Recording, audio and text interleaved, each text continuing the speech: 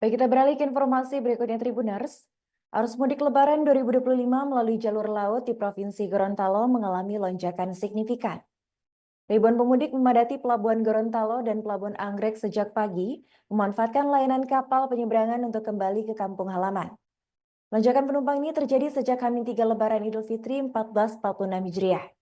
Informasi selengkapnya akan disampaikan oleh rekan kami wartawan Tribun Gorontalo yaitu Arianto. Baik rekan Arianto, silakan untuk laporan selengkapnya. Baik, terima kasih Tribuners dimanapun Anda berada, dapat kami laporkan dari Provinsi Gorontalo. Arus mudik Lebaran tahun 2025 mengalami lonjakan yang sangat signifikan. Bukan hanya dari jalur darat saja, namun juga terjadi pada jalur laut di Pelabuhan Penyeberangan Gorontalo.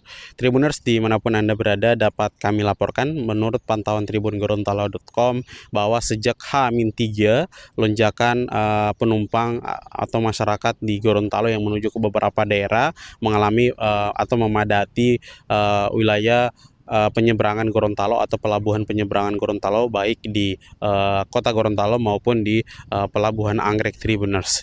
Kedua tempat pelabuhan ini mengalami peningkatan yang sangat cukup besar.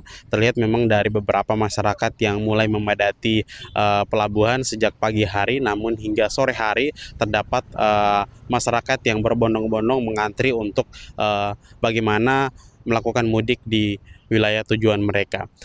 Kepadatan terlihat memang sejak pagi hari, terlihat di wilayah loket pembelian tiket, kemudian juga di area keberangkatan.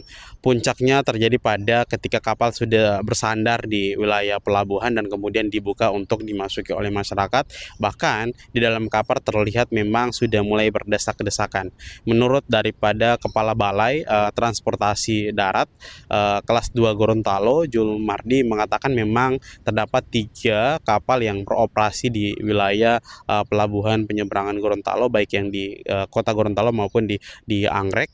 Terdapat 3 kapal feri yang telah disiapkan dan itu melayani semua para pemudik yang menuju ke beberapa tempat seperti ke Sulawesi Tengah maupun ke Sulawesi Utara, Tribuners. Dan hal ini juga kami sempat mewawancari salah satu daripada pemudik yang mengatakan memang sangat senang sekali ketika mereka mudik di menggunakan jalur laut, karena memang jalur laut dipercaya atau diyakini menurutnya semakin aman dengan pelayanan yang semakin prima daripada pelabuhan penyeberangan Gorontalo. Nah, Tribuners juga dapat kami informasikan selain daripada arus mudik melalui jalur laut, jalur darat juga disiapkan oleh Kepala Balai Transportasi Darat kelas 2 Gorontalo sebanyak 54 unit bus yang siap untuk melayani para pemudik dari Gorontalo menuju ke beberapa tempat dan beberapa daerah seperti Sulawesi Utara, Sulawesi Tengah, dan kemudian juga Sulawesi Selatan, Tribuners, dan